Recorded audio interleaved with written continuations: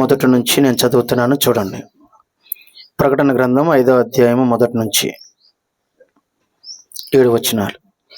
మరియు లోపటను వెలుపటను వ్రాత కలిగి 7 ముద్రలు గట్టిగా వేసి ఉన్న ఒక గ్రంథము సింహాసనమునందు ఆసీనుడైయుండు వాని కుడి చేత చూచితిని. మరియు దాని ముద్రలు తీసి ఆ గ్రంథము విప్పుటకు యోగ్యుడైన వాడెవడని బలిష్ఠుడైన యొక్క దేవదూత బిగ్గరగా ప్రచురింపగా చూచితిని.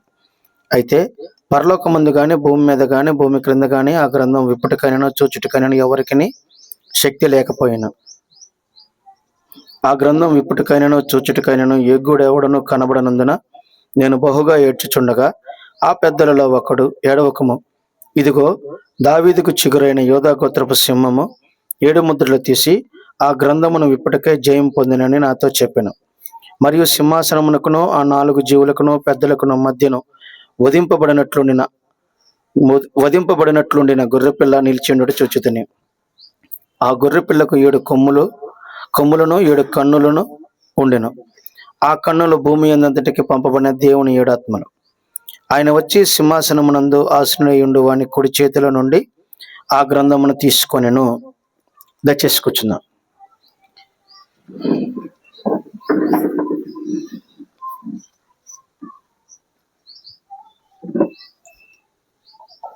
టైం 11 అయింది. 10 నిమిషాల్లో ముగించిన, గంటలో ముగించిన.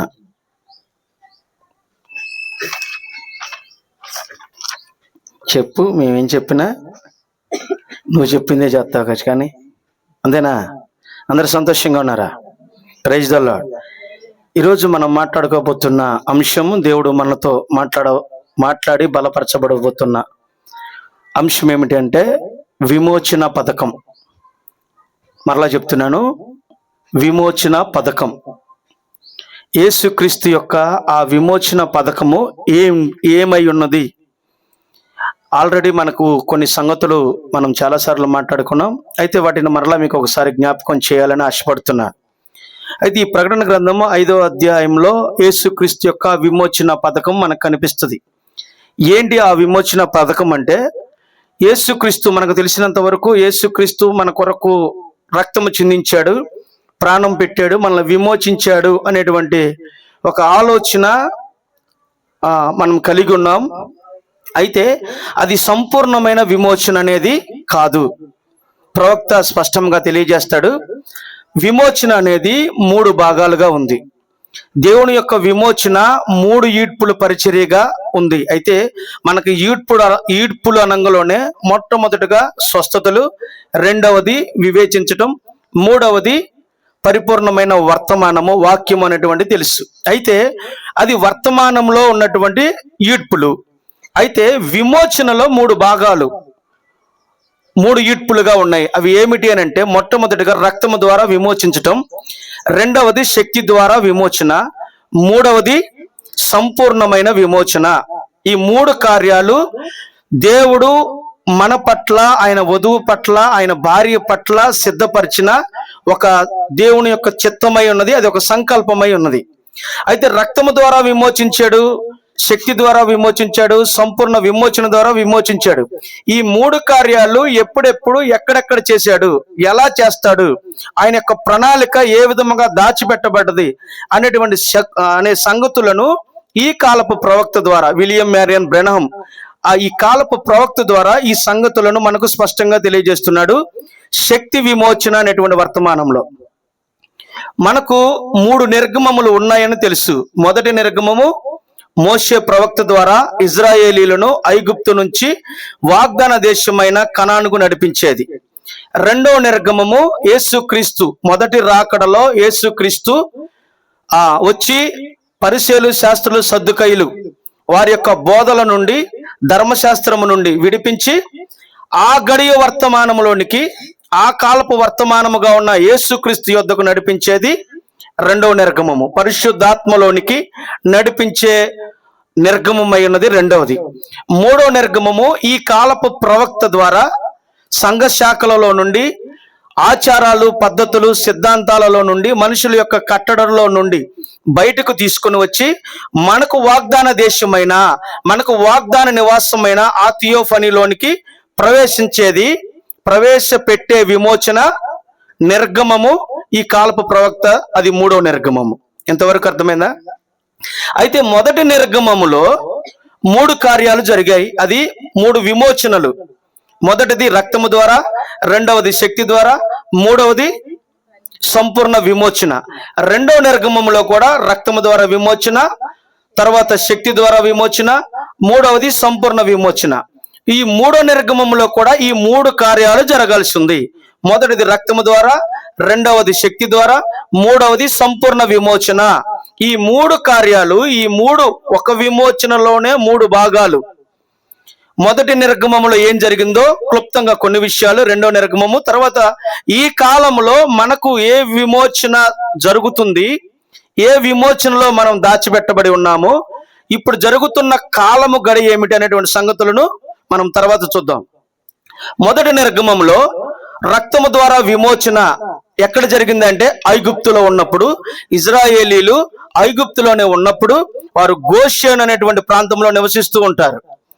ఇజ్రాయేలీలు గోషెన్ అనేటువంటి ప్రాంతంలో వారు ప్రత్యేకంగా జీవిస్తూ ఉంటారు. ఆ సమయంలో మోషే అనేటువంటి ఒక ప్రవక్తను దేవుడు ఎన్నుకొని ఐగుప్తులోనికి పంపించి ఇజ్రాయేలీలను బయటకు తీసుకొని రమ్మని ఆజ్ఞాపిస్తాడు. ఇదంతా మనకు తెలిసింది కాబట్టి నేను క్లుప్తంగా వెళ్తున్నాను. అయితే ఐగుప్తులో, వినండి జాగ్రత్తగా, ఐగుప్తులో మోషే ప్రవేశించిన తర్వాత గుర్తుపెట్టుకోండి, ఎప్పుడైతే మోషే ఐగుప్తులోనికి ప్రవేశించాడో అక్కడ జరుగుతున్న మొట్టమొదటి కార్యం ఏమిటి అని అంటే ఇజ్రాయేలీలకు కృప, ఐగుప్తీయులకు తీర్పు. అయితే వెంటనే మోషే ప్రవేశించిన వెంటనే ఆ తీర్పు ప్రారంభం కాలేదు, కానీ తీర్పు అనేది ప్రారంభం అవ్వడానికి సిద్ధంగా ఉంది. అంతేనా? మోషే ప్రవేశించిన వెంటనే వారి మీదకి, ఐగుప్తీయుల ప్రజల మీదకి తీర్పు రాలా, కానీ వారి కొరకు తీర్పు ఎదురు చూస్తూ ఉంది. అయితే అదే సమయంలో, అదే గడియల్లో, అదే మోషే ఐగుప్తులోనికి ప్రవేశించిన తర్వాత ఇజ్రాయేలీల కొరకు కృప వెంటనే రాలేదు, కానీ కృప కాచుకొని ఉంది. అర్థమవుతుంది నేను చెప్పేది? ఇప్పుడు మోషే ప్రవేశించాడు. ప్రవేశించిన తర్వాత అక్కడ ఫరోతో, అతని యొక్క అధికారులతో సంభాషణ జరుగుతుంది. ఆ తర్వాత అక్కడ జరుగుతున్న కార్యాలన్నీ మనకు తెలుసు. 10 తెగుళ్ళు. అందులో నేను చివరి కార్యంలోనికి వస్తున్నా. వారి యొక్క కుమారులలో జ్యేష్ఠత్వ కుమారుడు చనిపోవటం, మరణదూత వారి కుటుంబాలలో ఏలుబడి చేయటం అనేది నేను చివరి కార్యంలోకి వస్తున్నాను. ఎందుకంటే నేను వర్తమానంలో మెసేజ్లకు రావాలి కాబట్టి, అంశంలోనికి రావాలి కాబట్టి నేను క్లుప్తంగా చెప్తున్నాను. చూడండి, మరణదూత దేవుడు చెప్పాడు మోషేకి, ఈ రాత్రి వినాలి జాగ్రత్తగా, ఈ రాత్రి ఐగుప్తీయుల మీదకి మరణదూత రాబోతుంది. మరణదూత వచ్చినప్పుడు మీరు గోషెనులో ఉన్న ప్రజలు ఎవరైతే ఉన్నారో వారి గడప కమ్మెలకు గొర్రె పిల్లను వధించి దాని యొక్క రక్తాన్ని రాయండి. ఏ కుటుంబంలో అయితే, ఏ ఇంటికైతే ఆ ద్వార కమ్మిలకు ఆ గొర్రె పిల్ల రక్తం ఉంటుందో ఆ మరణదూత దాటిపోతుంది. ఏ గడప కమ్మిలకైతే, ఆ గుమ్మాలకి, దేనికైతే, ఏ ఇంటికైతే ఉండదో ఆ ఇంటిలోనికి మరణదూత ప్రవేశిస్తుంది అని చెప్తాడు. ఇప్పుడు ఐగుప్తులో ఉన్న ప్రజలను, ఇజ్రాయేలీలను రక్షించేది మొట్టమొదటి విమోచన రక్తము ద్వారా విమోచిస్తున్నాడు. గుర్తుపెట్టుకోండి, మోషే ప్రవేశించాడు, మోషే ఫరోతో మాట్లాడాడు, మోషే వారి యొక్క అధికారులతో మాట్లాడాడు, అన్ని కార్యాలు వారి మధ్యలోనే చేశాడా?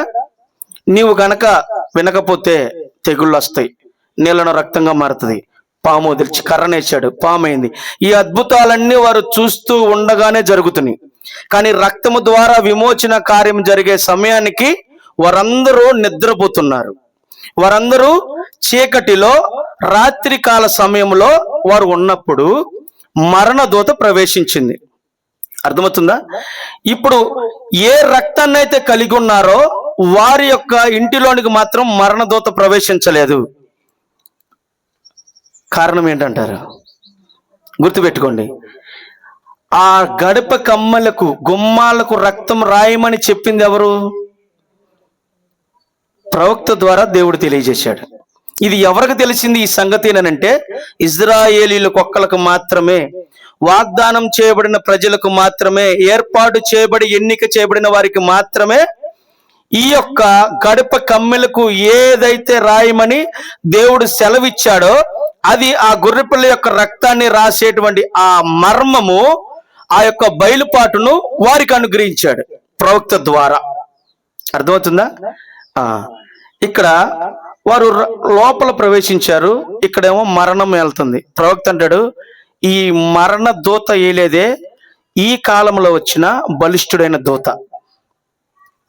ఇప్పుడు బలిష్ఠుడైన దూత వచ్చింది దేనికి?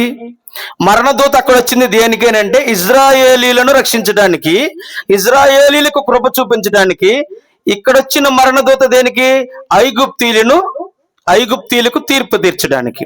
ఇప్పుడు బలిష్ఠుడైన దూత చేసే పరిచర్య ఏంటి? అదే రెండో రాకడ. నమ్ముతావా? నమ్మం. కారణం ఏంటంటే యేసుక్రీస్తు వచ్చినప్పుడు భౌతిక శరీరంతో రావాలి. యేసుక్రీస్తు వచ్చినప్పుడు ఆయన మేఘాల మీదకి వస్తాడు. యేసుక్రీస్తు వచ్చినప్పుడు బోర్లు వినబడతాయి. యేసుక్రీస్తు వచ్చినప్పుడు చనిపోయిన వారు లెగుస్తారు. యేసుక్రీస్తు వచ్చినప్పుడు మనమందరము కూడా రెప్పపాటులో కొనిపోబడతాము, ఎత్తబడతాము అనేటువంటి సంఘ శాఖల యొక్క ఆత్మ ఈ రోజున వర్తమానం అని చెప్పుకుంటున్న మన మీద ఏలుబడి చేస్తుంది. కారణం ఏంటో తెలుసా? ఐగుప్తీయులు నిద్రపోయినట్టుగా నిద్రపోతున్నాం ఈ రోజున. ఐగుప్తీయులు గనక ఏ విధంగా అయితే చీకటిలో ఉన్నారో అలా ప్రయాణం చేస్తున్నారు ఈ రోజున. సంఘంలో బ్రతుకున్నామని చెప్పుకుంటున్నాం మనం. ఇప్పుడు మరణదూత వచ్చింది ఏ సమయం? ఉదయమా, మధ్యాహ్నమా, సాయంకాలమా, రాత్రిపూటేనా? ఇప్పుడు బలిష్ఠుడైన దూత ఎప్పుడు రావాలా? ఎప్పుడు వచ్చాడు? సాయంకాలమున వెలుగు కలుగును అనే ప్రవచనం ఏ కాలానిది? ఈ కాలపు ప్రవక్త కాలమేనా? ప్రవక్త కాలంలోనైనా సాయంకాలపు వెలుగు కలుగునటువంటి లేఖనం నెరవేర్చబడింది. ఇప్పుడు మనం ఏ కాలంలో ఉన్నాము అని అంటే సాయంకాల కాలంలో ఉన్నాం, చీకటి కాలంలో, అర్ధరాత్రి కాలంలో ఉన్నాం. ఇప్పుడు ఎవరు రావాలి? బలిష్ఠుడైన దూత, మరణ దూత రావాలా? బలిష్ఠుడైన దూత రావాలా? మరి వచ్చాడా? రాలేదా? వచ్చాడు. ఇక్కడ జరుగుతున్న కార్యం ఏంటంటే, నేను అసలు అందులోకి వెళ్ళిపోతున్నాను. సరే, దాన్ని కట్ చేసి నేను తర్వాత దాని గురించి మాట్లాడతాను. ఈ విధంగా ఇజ్రాయేలీలు రక్తము ద్వారా విమోచించాడు. ఇజ్రాయేలీలు మొట్టమొదటి కార్యం.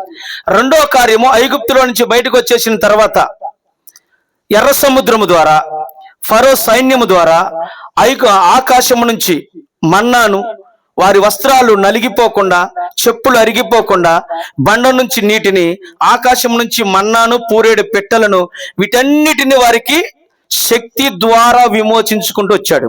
ఒకవేళ శక్తి ద్వారా ఎర్ర సముద్రాన్ని పాయలు చేయలేదనుకోండి, ఫరో సైన్యంలో చనిపోతారు.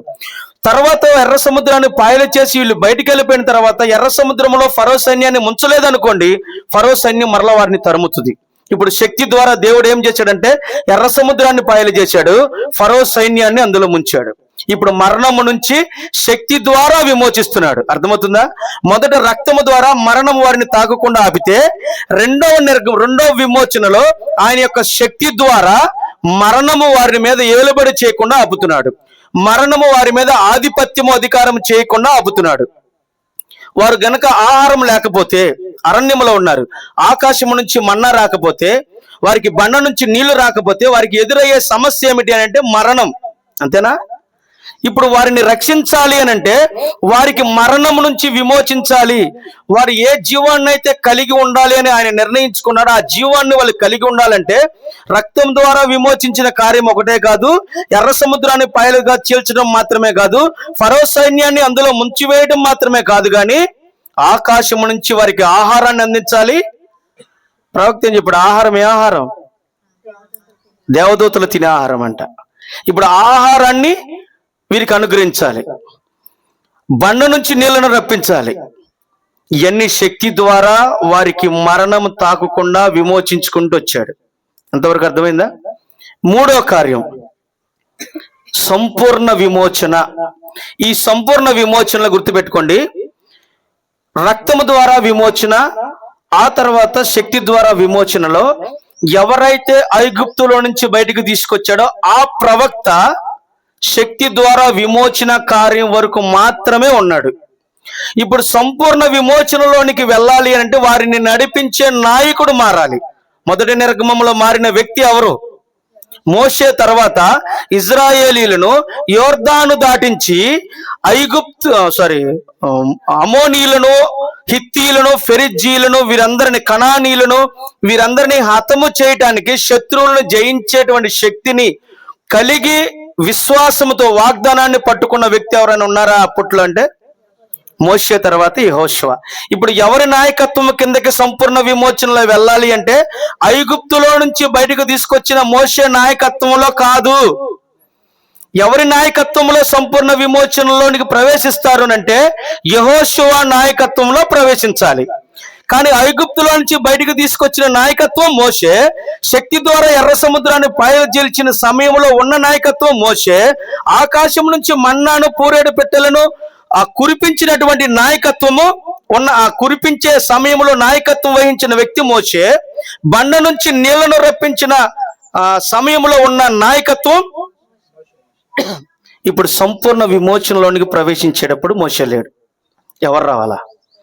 యెహోషువ రావాలి. ఇది ఛాయగా దేవుడు మన ముందుంచాడు. ఇంతవరకు అర్థమవుతుందిగా మీకు? ఇప్పుడు ఈ 3 నిర్గమములు సంపూర్ణ విమోచనలో దేవుని భాగమై ఉంది. ఓకేనా? ఇప్పుడు బయటకు పిలువబడే పరిచర్య ఒకరిదైతే లోనికి తీసుకుని వెళ్ళే పరిచర్య మరొకరిది. ఇది మొదటి నిర్గమంలో మనం చూసాం. రెఫరెన్స్లు మీకు తెలుసు కాబట్టి, నాకు సమయం తక్కువ ఉంది కాబట్టి నేను రెఫరెన్స్లు చదివించట్లేదు. మీ అందరికీ ఆ నిర్గమకాండంలో ఉన్నటువంటి ఆ విధానం అంతా లేఖనాలు తెలుసు కాబట్టి నేను టైం సేవ్ చేయడం కోసం చెప్తున్నాను. రెండవ నిర్గమంలో, ఇప్పుడు మొదటి నిర్గమంలో ప్రవక్త మోషే అయితే రెండో నిర్గమములో ప్రవక్త ప్రభు అయిన యేసు క్రీస్తు, యోహాను కాదు. రెండో నిర్గమంలో ప్రవక్త ఎవరు అని అంటే ప్రభు అయిన యేసు క్రీస్తు అయి ఉన్నాడు. ఇప్పుడు ఈ రెండవ నిర్గమములో మొట్టమొదటిగా బయటకు పిలవాలి. ఎక్కడి నుంచి పిలవాలి అని అంటే ధర్మశాస్త్రములో నుంచి పిలవాలి. పరిసయ్యులు, శాస్త్రులు, సద్దుకాయులు, బోధకులుగా ఉన్న వారి మధ్యలో నుండి, వారి సంఘాలలో నుండి బయటకు పిలవాలి. మూడో నిర్గమము లోనికి తీసుకుని వెళ్ళాలి. ఇది రెండవ నిర్గమంలో జరగాల్సింది. ఈ మొదటి నిర్గమంలో జరగాల్సిన కార్యము రక్తం ద్వారా విమోచన. మొదటి నిర్గమం అర్థమైంది కదా? రెండవ నిర్గమంలో జరగాల్సిన కార్యం మొట్టమొదటిది రక్తము ద్వారా జరగాలి. ఈ రక్తము పస్కా పశువునైనా మొదటి నిర్గమంలో బలర్పించింది. ఇప్పుడు రెండవ నిర్గమంలో ఏది అర్పించబడాలి? రక్తము ద్వారా విమోచన జరగాలి అని అంటే అది ప్రభువైన యేసు క్రీస్తే పస్కా బలి పశువుగా అర్పించబడాలి. ఎవరైతే ఆ రక్తము క్రిందకు వస్తారో, ఎవరైతే ఆ రక్తాన్ని కలిగి ఉంటారో వారు మరణము నుండి విమోచించబడతారు. ఇది అందరికి మనకు తెలిసిందే. రెండవది శక్తి ద్వారా విమోచించాడు. మొదటి నిర్గమములో ఎర్ర సముద్రాన్ని, మరణాన్ని, వీటన్నిటిని విమోచించుకుంటూ వచ్చాడు. మరి ఇక్కడ స్వస్థతలు, అద్భుతాలు, దెయ్యాల మీద అధికారం, ఈ శక్తి ద్వారా వారిని ఆకర్షిస్తున్నాడు, వారిని విమోచిస్తున్నాడు. వారు ఒక అనారోగ్యంతో బాధపడుతున్నారు, ఒక రక్తస్రావంతో బాధపడుతున్నారు, కళ్ళు లేని స్థితిలో గుడ్డివారుగా ఉన్నవారు బాధపడుతున్నారు, కుష్ఠరోగులతో బాధపడుతున్నారు. ఇప్పుడు వారందరినీ ఆ రోగాల నుండి విమోచిస్తున్నాడు శక్తి ద్వారా. 2 కార్యాలు అయిపోయినాయా? ఇప్పుడు 3వ కార్యము సంపూర్ణ విమోచనలోనికి నడిపించాలి. ఇప్పుడు 2 కార్యాలు చేసిన ఆయనే 3వ దాంట్లోనికి నడిపించాడా? సంపూర్ణ విమోచనలోనికి యేసుక్రీస్తు నడిపించాడా అంటే కాదు. అక్కడ మరలా వ్యక్తి మారుతున్నాడు. ఎవరు ఆ వ్యక్తి అంటే పరిశుద్ధాత్ముడు. యేసుక్రీస్తు అంటాడు, నేను వెళ్ళి మీ కొరకు ఒక ఆదరణకర్తను, వేరొక ఆదరణకర్తను మీ కొరకు పంపిస్తాను. ఆయన నా వాటిలోనివే తీసుకొని మీకు బోధించి మిమ్మల్ని సర్వ సత్యములోనికి నడిపిస్తాడు. ఇప్పుడు ఎక్కడ ప్రవేశించాలా? సర్వసత్యములోనికి ప్రవేశించాలా? సర్వసత్యములోనికి నడిపించే, ప్రవేశపెట్టే నాయకత్వము రెండవ నిర్గమంలో, ఆ సంపూర్ణ విమోచనలోనికి నడిపించే నాయకత్వము ఇప్పుడు రెండవ నిర్గమంలో పరిశుద్ధాత్ముడిదే ఉంది. మారారా? మొదటి నిర్గమంలో బయటకు తీసుకొచ్చింది మోషే అయితే రెండవ నిర్గమంలో బయటకు తీసుకొచ్చింది యేసుక్రీస్తు. మొదటి నిర్గమంలో లోనికి తీసుకెళ్ళింది యెహోషువ అయితే రెండవ నిర్గమంలో లోనికి తీసుకుని వెళ్ళేది, సర్వసత్యములోనికి తీసుకుని వెళ్ళేది పరిశుద్ధాత్ముడై ఉన్నాడు.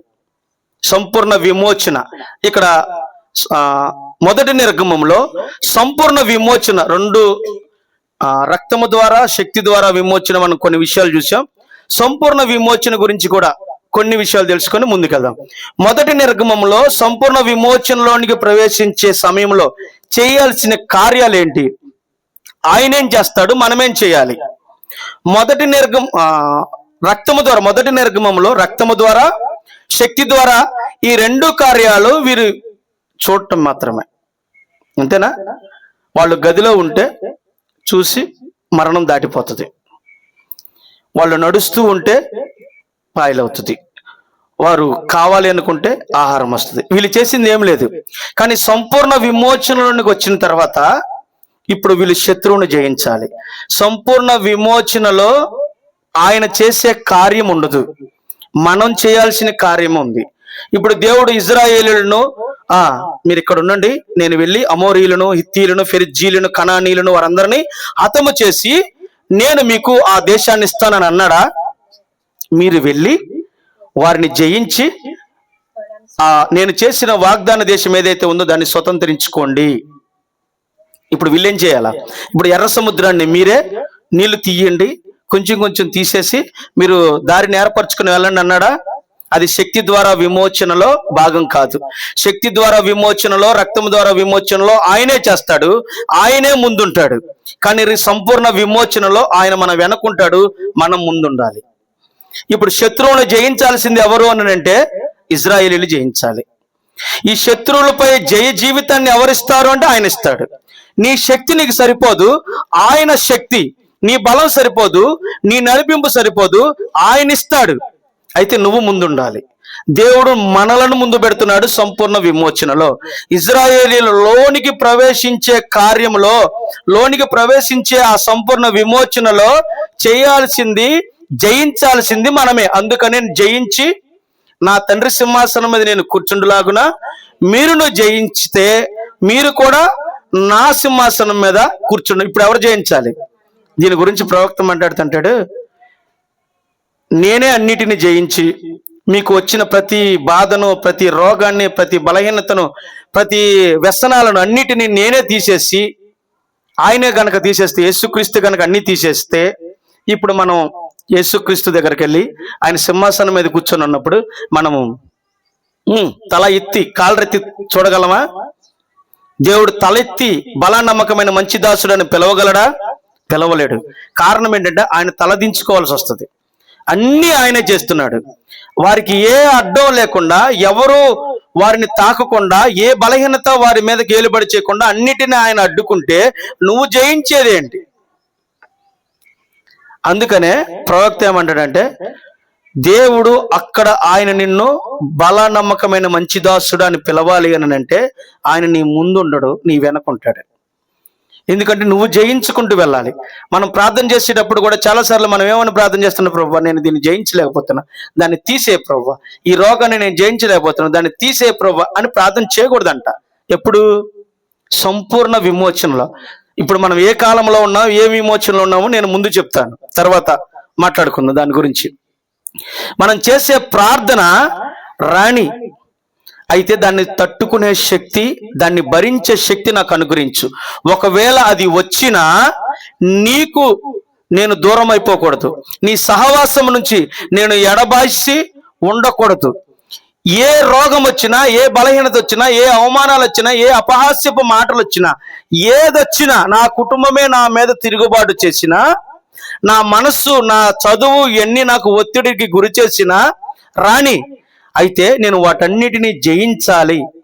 జయించడం అంటే దేవునితో సహవాసం అనేది పోకూడదు, దేవుని మీద ఉన్న విశ్వాసం పోకూడదు. విశ్వాసం అంటే దేవుని అందరూ నమ్ముతున్నావా? ఎస్, మేమందరం నమ్ముతున్నాం. నమ్మవటం అంటే ఈ విశ్వాసం, ఈ నమ్మకం కాదు. విశ్వాసం అనేది ఎప్పుడు బయటపడుతుందో తెలుసా? అబ్రాహాము నీ కొడుకుని నాకు అర్పించు. అదేంటి ప్రభా, లేక 100 సంవత్సరాలకి ఇచ్చే కొడుకుని ఇప్పుడు గనక మరలా నువ్వు తీసుకుంటే నా వయసు ఉడికిపోయింది, శారా ఉడికిపోయింది, ఇంకెక్కడ ప్రభువా అన్నాడా? ఆయనకు ఒక వాగ్దానం ఉంది, ఇస్సాకు వలన అయినదే నీ సంతానం. ఇప్పుడు ఇస్సాకును ప్రవక్త అన్నాడు, ఇస్సాకును బలిచ్చిన ఆ బూడిదలో నుండి మరలా ఇస్సాకును బయటకు తీస్తాడని నమ్మాడంట. దానిని చూశాడంట అబ్రహాము. ఆ బూడిదలో నుండి కూడా అవసరమైతే తీసే సామర్థ్యము కలిగిన వాడు, శక్తి కలిగిన వాడు ప్రభువైన యేసు క్రీస్తు అని ఆయన చూశాడంట ఆయన శక్తిని. అందుకనే ఏం చెప్పాడు వెళ్ళేటప్పుడు పనివారితో, మరలా వస్తాం. బలర్పించిన తర్వాత ఒక్కడే కదా వచ్చేది, మరలా ఇస్సాకు ఎలా వస్తాడు? అయితే ఇస్సాకుతో రావడం అబ్రాహాం చూస్తున్నాడు. అది విశ్వాసం. ఇప్పుడు మనకు అనారోగ్యం వచ్చినప్పుడు మనకు విశ్వాసం అంటే ఏంటంటే, నువ్వు చూడాలి ఏంటది, ఆయన పొందిన గాయాల్లో స్వస్థత ఉంది. ఇప్పుడు ఆ స్వస్థతను నువ్వు చూస్తే, రోగం వస్తే నువ్వు భయపడతావా? బలహీనత వస్తే భయపడతావా? భయపడం. కారణం ఏంటి అని అంటే, మనం ఆ వాగ్దానాన్ని చూస్తున్నాం. విశ్వాసం అంటే అన్ని సౌకర్యంగా ఉన్నప్పుడు కలిగి ఉండేది కాదు. ఒక అనారోగ్యం వచ్చినప్పుడు, షుగర్ ఉందా, షుగరు అది గనక ఒకసారి ఎంటర్ అయితే అది జీవితాంతం ఉంటుంది. అదేనా డాక్టర్లు చెప్పేది మనకి. ఇప్పుడు నీకు ఒక వాగ్దానం ఉంది. ఏంటి ఆ వాగ్దానం? ఆయన పొందిన గాయాలలో స్వస్థత ఉంది. ఆయన ఆర్ఎంపీ డాక్టర్ కాదు, ఏదో చిన్న నీకు బాగపోతే చిన్న టాబ్లెట్ ఇచ్చి చిన్న ఇంజక్షన్ చేసి ఇల్లు మళ్ళీ రేపురా అని పిలవటానికి. ఆయన ఎంబీబీఎస్ కంటే, వైద్యుల కంటే ఆయన పరమ వైద్యుడు. నీవు నమ్మితే ఆయన కార్యాన్ని చూస్తావు. Praise the Lord. కాబట్టి షుగర్లు కాదు, బీపీలు కాదు, ఇవన్నీ కూడా ఒకసారి ఒంటిలోనికి ప్రవేశిస్తే అవి పావు అనేది సంఘ శాఖలు కానివ్వండి, సమాజం కానివ్వండి, డాక్టర్లు కానివ్వండి, మన మీద ఆ ప్రభావాన్ని చూపించారు. ఇప్పుడు ప్రభు అంటున్నాడు, నీవు నమ్మితే నా మహిమను చూస్తావు. Praise the Lord. ఈ షుగర్ అనేది కానీ ఏదైనా సరే నువ్వు ప్రార్థిస్తే, నువ్వు విశ్వసిస్తే, నువ్వు దాన్ని చూపిస్తే, నువ్వు చూడగలిగితే ఆయన చూపించడానికి సిద్ధంగా ఉన్నాడు. అదే శక్తి ద్వారా విమోచన. షుగర్ నుంచి విమోచన దేవుని శక్తిలో నుంచి వస్తుంది నీకు. బీపీలో నుంచి, లేకపోతే క్యాన్సర్లు కానీ, క్యాన్సర్ దెయ్యం అంట. రోగాల నుంచి విడిపించిన దేవుడు దెయ్యాల నుంచి విడిపించలేదా? విడిపిస్తాడు. కాబట్టి దాన్ని నమ్మండి. షుగర్లో, బీపీలు ఏదైనా మన ఒంటిలో శాశ్వతంగా ఉండేవి కాదు. ఏ రోగము నీ గుడారాన్ని సమీపించకూడదు. ఆ వాగ్దానం ఉందా మనకి? గుడారం అంటే ఇల్లు కాదు. ఈ గుడారాన్ని ఏ తెగులు సమీపించకూడదు, ఏ రోగము సమీపించకూడదు. ఒకవేళ సమీపించిందా, యేసు క్రీస్తు చేసిన వాగ్దానాలను పట్టుకోండి, వాటిని చూడండి. దేవుడు ఖచ్చితంగా వాటి నుంచి మనల్ని విమోచించడానికి ఆయన సిద్ధంగా ఉన్నాడు. Praise the Lord. దేవునికి మహిమ కలుగును గాక. అంశంలో నుంచి బయటికి వెళ్తాను. సరే, కాబట్టి ఆ రెండవ నిర్గమంలో యేసుక్రీస్తు ఏం చేశాడు? ఆ రోగాలను, వ్యాధులను, రక్తస్రావం కలిగిన వారిని శక్తి ద్వారా వారిని శక్తి ద్వారా విమోచించుకుంటూ వచ్చాడు. ఇప్పుడు సంపూర్ణ విమోచనలో యేసుక్రీస్తు ఆయన ఆరోహణం వెళ్ళిపోయేటప్పుడు చెప్తాడు, మీరు మేడగదిలో కూర్చొని ప్రార్థించండి, కనిపెట్టండి, ఆదరణకర్త వస్తాడు, మిమ్మల్ని సర్వసత్యంలోనికి నడిపిస్తాడు అన్నాడు. ఇప్పుడు ఆదరణకర్త వచ్చాడు. పెంతుకొస్తు దినాన అపోస్తుల కార్యాలు 2వ అధ్యాయంలో ఉంటుంది. వద్దులేండి రెఫరెన్స్లు, మీకు తెలుసు కాబట్టి నేను క్లుప్తంగా వెళ్తాను. మేడగదిలో ఉన్నారు, పరిశుద్ధాత్మను పొందుకున్నారు. ఎప్పుడైతే వీళ్ళు పరిశుద్ధాత్మ యొక్క నాయకత్వం కిందకు వచ్చారో, ఇప్పుడు వీళ్ళు చేయాల్సిన పని ఏంటి? జయించుకుంటూ వెళ్ళాలి. సంపూర్ణ విమోచనలోనికే వీళ్ళు ప్రవేశిస్తుంది. ఇప్పుడు చేయాల్సిన కార్యం ఏమిటంటే శత్రువుని జయించుకుంటూ వెళ్ళాలి. ఇప్పుడు పేతురు, ఒక చిన్న అమ్మాయి అడుగుతుంది, యేసుక్రీస్తు శిలువ మరణానికి వెళ్ళక ముందు వెళుతున్న ఆ సమయంలో, ఇతను యేసుతో తిరిగిన శిష్యుడు అంటే కాదు కాదు కాదు కాదు భయపడుతున్నాడు. ఇప్పుడు సంపూర్ణ విమోచనలో ప్రవేశించాడు. మేడగదిలో పరిశుద్ధాత్మ యొక్క నాయకత్వం కిందకు వచ్చాడు. ఏంది గోళ? తాగి ఉన్నారు ఏంది? రాత్రి తాగింది దిగలేదా?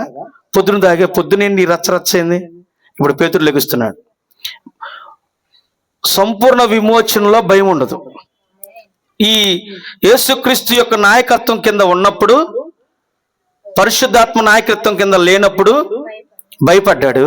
ఇప్పుడు పరిశుద్ధాత్మ యొక్క నాయకత్వం, ఇప్పుడు యేసుక్రీస్తుని తక్కువ చేశామని కాదు ఇక్కడ అర్థం. ఆ విమోచనలో ఉండే కార్యం అంటే సంపూర్ణ ఆయన విమోచన కార్యం జరుగుతూ వెళ్ళే కొద్దీ మనం పరిపక్వత చెందే విధానాన్ని, ప్రణాళికను దేవుడు బయలుపరుస్తున్నాడు. అంతేగాని యేసుక్రీస్తు నాయకత్వం కింద ఉన్నాడు కాబట్టి భయపడ్డాడు అని కాదు అక్కడ అర్థం. ఇప్పుడు పరిశుద్ధాత్మ యొక్క నాయకత్వం కిందకు వచ్చినప్పుడు ప్రతివాడు ప్రభువైన యేసుక్రీస్తు యొక్క నామంలో బాప్తిజం తీసుకోవాల్సిందే. అంతకుముందు యేసు ఎవరో తెలియదు నాకు, నేను అసలు ఆయన ప్రజల్లో మనిషినే కాదు నేను అని చెప్పిన పేతురు ఎప్పుడైతే పరిశుద్ధాత్మ యొక్క నాయకత్వం కిందకు వచ్చాడో, ఆయన బోధిస్తున్న బోధ, ఆయన ధైర్యం, ప్రభువైన యేసుక్రీస్తు నామములోనే మీకు పాప క్షమాపణ, ప్రభువైన యేసుక్రీస్తు నామం లేకుండా మీకు రక్షణ కలుగదు, మీకు ప్రభువైన యేసుక్రీస్తు లేకుండా మీకు నిత్యత్వం రాదు. మీకు ధర్మశాస్త్రము ఉన్నా, ధర్మశాస్త్రము క్రింద ఉన్న పరిచయుల బోధ క్రింద ఉన్న ఎవరు ఉన్నా, ప్రభువైన యేసుక్రీస్తు లేకపోతే మీకు నిత్యత్వం లేదు. ఏ నాయకత్వంలో చెప్తున్నాడు ఇదేనంటే పరిశుద్ధాత్మ యొక్క నాయకత్వంలో చెప్తున్నాడు. ఇప్పుడు పరిశుద్ధాత్మ యొక్క నాయకత్వంలో ఏం జరుగుతుంది? భయపడి దాక్కున్న వీళ్ళందరూ కూడా భూమిని తలక్రిందులు చేసేవారిగా మార్చబడ్డారు. అవసరమైతే చనిపోవడానికి, శ్రమను అనుభవించడానికి కూడా సిద్ధపడ్డారు. సంపూర్ణ విమోచన పరిశుద్ధాత్మ యొక్క నాయకత్వంలో జరుగుతున్నప్పుడు, ఇప్పుడు సంపూర్ణ విమోచనలో ఉన్న కార్యం ఏమిటి అని అంటే స్వార్థ ప్రకటించేది ధైర్యముగా ప్రకటిస్తారు. ప్రవక్త అంటాడు, సంఘం అంతా మీకు చెప్పాను నేను ఇంతకుముందు, ప్రవక్త వేరే స్వార్థ కూడికలకు వెళ్తూ ఉన్నప్పుడు సంఘం అంతా మోకాళ్ళ మీద ప్రార్థన చేస్తుందంట. పసిపిల్లలు, యవనస్తులు, నడిప్రాయం కలిగిన వారు, వృద్ధులు, వీరందరూ కూడా ప్రార్థిస్తారంట. వారు చేసే ప్రార్థన నేను అక్కడ ఉజ్జీవంగా ఆ కూడికలో వర్తమానాన్ని అందించడానికి దేవుడు కృప చూపిస్తున్నాడు. నేను కూడా ప్రతి గంటకు ఒకసారి దేవుని సన్నిధిలో మోకాళ్ళ మీద ప్రార్థిస్తూ ఉంటాను అని చెప్తూ ఆయన అంటాడు, ఎందుకు ఇలాగా ప్రయాసపడుతున్న, ప్రార్థనలో ఆసక్తి కలిగి ఎందుకుంటున్నావు అంటే, నేను వెళ్ళేది శత్రువు యొక్క శిబిరాలను కూల్చడానికి. అంతేనా? దేనికి వెళ్ళేది వీళ్ళు? ప్రవక్త దేనికి వెళ్తున్నాడు? స్వార్థ ప్రకటించబడుతున్నప్పుడు, యెహోవా ఎలాగూ సెలవిచ్చుచున్నాడు అనే మాట వెదజల్లబడుతున్నప్పుడు, విత్తనాలు వెదజల్లబడుతున్నప్పుడు శత్రువు యొక్క శిబిరాలు, కోటలు కూల్చబడతాయి. వారందరూ కూడా వాక్యం యొద్దకు ఆకర్షించబడతారు, జీవములోనికి నడిపించబడతారు. ఇప్పుడు ఎందులోకి ప్రవక్త ప్రవేశిస్తున్నాడంటే శత్రువు యొక్క శిబిరాలలోనికి ప్రవేశిస్తున్నాడు. వాడు ప్రవక్త మీద దాడి చేయకుండా ఉండాలంటే సంఘం అంతా ప్రార్థించాలా? ఈయనకు ప్రార్థనా శక్తి కావాలి. ఇప్పుడు ఆ శత్రువు యొక్క కోటలను, శిబిరాలను కూల్చడానికి పరిశుద్ధాత్మ యొక్క నాయకత్వంలో సంపూర్ణ విమోచనలో శిష్యులు బయలుదేరారు. విమోచించారా? యూదులను మాత్రమే కాదు కానీ, ఇజ్రాయేలీలను మాత్రమే కాదు కానీ, అన్యుల యొద్దకు, సమరయుల దగ్గర కూడా వెళ్ళారు వీళ్ళు. అంత మాత్రమే కాదు కానీ ఈ సంపూర్ణ విమోచనలో జరిగే కార్యము, ప్రభువా నీ చిత్తమైతే స్వస్థపరిచయ్యా తండ్రి, నీ కొరకు నీ సన్నిధిలో యేసుక్రీస్తునామములో ప్రార్థిస్తున్నాం కాదు. వారి నడుస్తూ ఉంటేనే వారి నీడను తాకి స్వస్థత పొందాలా. వారి నడుస్తూ ఉంటేనే రోగగ్రస్తులు స్వస్థతను పొందుకోవాలా. ఎందులో? ఏ కార్యంలో? ఇది సంపూర్ణ విమోచనలో నువ్వు ప్రవేశించినప్పుడు నీ నీడను తాకి. పౌలైతే పౌలు యొక్క నడికట్లు, పౌలు నడుముకి కట్లు కట్టుకునేవాడు, ఒక గుడ్డ, క్లాత్. ఆ నడికట్లు తాకి స్వస్థతలు పొందుకున్నారు. ఏ విమోచనలో జరుగుతుంది? ఏ నాయకత్వంలో జరుగుతుందంటే పరిశుద్ధాత్మ యొక్క నాయకత్వంలో సంపూర్ణ విమోచనలో జరిగే కార్యాలు ఇవి. అర్థమైందా? రెండో నిర్గమము. ఇప్పుడు మూడో నిర్గమంలోకి వద్దాం. మూడో నిర్గమంలో రక్తము ద్వారా విమోచన, తర్వాత శక్తి ద్వారా, మూడోది సంపూర్ణ విమోచన. ఇప్పుడు రక్తము ద్వారా విమోచనలో మొట్టమొదటిగా రెండో నిర్గమంలో ఏ పస్కా బలి పశువు ఉందో అదే రక్తము ద్వారా మనం విమోచించబడ్డాం. యేసుక్రీస్తు యొక్క రక్తము ద్వారా, గొల్గోతా కొండ మీద మన కొరకు చిందించిన రక్తము ద్వారా విమోచించబడ్డాం. ప్రవక్త అంటాడు అది నీతీకరణ అంటాడు. నువ్వు నమ్ముతున్నావు, చూసావా? అది నీతీకరణ. రక్తము ద్వారా విమోచించబడ్డాం. రెండో కార్యము శక్తి ద్వారా విమోచించబడ్డాం. అది ఎలా అంటే మన శరీరం మీద ఏలుబడి చేస్తున్న ప్రతి బలహీనతను, రోగాలను, బలహీనతలు అని అంటే ఎక్కువ అవి వెంబడిస్తూ ఉంటాయి. బాల్య దినాల నుంచి కొన్ని బలహీనతలు ఉంటాయి, అవి జీవితాంతం అలానే ఉండిపోతూ ఉంటాయి. కొన్ని రోగాలు, బలహీనతలు అంటే కొన్ని రోగాలు అనేవి అలా ఉండిపోతాయి ఒంట్లో, శరీరంలో అవి ఏలుబడి చేస్తూ ఉంటాయి. ఇప్పుడు ఆ బలహీనతల నుండి, ఆ యొక్క రోగాల నుండి, వ్యసనాల నుండి, కొంతమందికి అయితే బాల్య దినాల నుంచి కొన్ని వ్యసనాలు ఉంటాయి. ఆ వ్యసనాలు పెద్దవాళ్ళు అయినా కూడా ఆ వ్యసనాలు పోవు. సైన్స్ ఏమంటదంటే 6 నెలలు కనుక నీ శరీరాన్ని దేనికి అలవాటు చేస్తే నీ శరీరం దానికి లోబడిపోద్ది. విన్నారు ఈ మాట ఎప్పుడన్నా? ఒక 6 నెలలు మీరు ఉదయాన్నే 5 గంటలకు లేచి లేదా 4 గంటలకు లేచి ప్రార్థన చేసేటం అలవాటు చేసుకోండి. మీకు 4-5 నిద్ర పట్టదేక. అంటే చేసుకోమని కాదు, మీకు అర్థమవడానికి. మన శరీరాన్ని ఏ విధముగా అయితే అలవాటు చేస్తామో ఆ విధంగానే మన శరీరం అలవాటు పడుతుంది. మన శరీరం ఎలా అలవాటు పడిందయ్యా అంటే గంటన్నర దేవుని సన్నిధిలో ఉండటం మన శరీరం అలవాటు పడిపోయింది. ఇప్పుడు ఏం జరుగుతుంది? ఇంకొక అరగంట గనక పెంచామా, ఏంది టైం ఎంత అవుతుంది?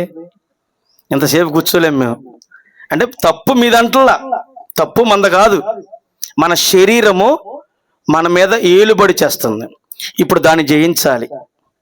ఈ రక్తం ద్వారా విమోచనలో, శక్తి ద్వారా విమోచనలో వాటన్నిటిని దేవుడు చేసుకుంటూ వస్తాడు. ప్రభువా, నీ సన్నిధిలో నేను కూర్చోలేకపోతున్నాను, నీతో సహవాసం, ప్రార్థన ఖచ్చితంగా వ్యక్తిగతంగా 1 గంట చేసే వాళ్ళం మేము ఉన్నాము అనే వాళ్ళు చేతులు ఎత్తండి. మోకరించి లేదంటే ప్రార్థన వ్యక్తిగతంగా నేను 1 గంట ప్రార్థన చేస్తాననే వాళ్ళు చేతులు ఎత్తండి. ఎవరు లేవు. కారణం ఏంటంటే మన శరీరాన్ని అలా అలవాటు చేశాం. మా సహోదరుడు ఒక ఆయన ఉన్నాడు, స్టేటస్ పెడతాడు. ఒక సహోదరుడు, మా సహోదరుడు స్టేటస్ పెడతాడు. ఆదివారం దేవుడు మనకు సంవత్సరంలో 365 రోజులు ఇచ్చాడు. ఆ 365 రోజుల్లో దేవుడు నిన్ను అడిగింది 52 రోజులే. 52 రోజులు అంటే ఆదివారాలు, 52 ఆదివారాలు నిన్ను అడిగింది. మిగిలినవన్నీ నువ్వే వాడుకో. 52 రోజులు దేవుని సన్నిధిలో ఉండలేవా?